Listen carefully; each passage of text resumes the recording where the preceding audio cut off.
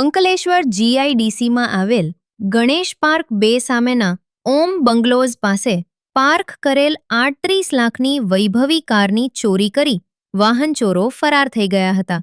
કારની ચોરી ઘટના સીસીટીવી કેમેરામાં કેદ થતાં જીઆઈડીસી પોલીસે તપાસ હાથ ધરી છે.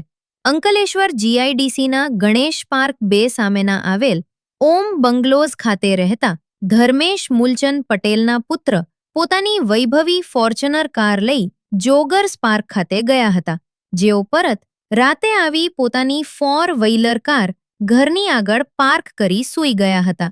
તે વેળા રાતે વાહનચોરો ત્રાટકી 38 લાખની ફોર્ચ્યુનર 4 વ્હીલર કાર ચોરી કરી ફરાર થઈ ગયા હતા. ચોરીની ઘટના સીસીટીવી કેમેરા કેદ થઈ છે.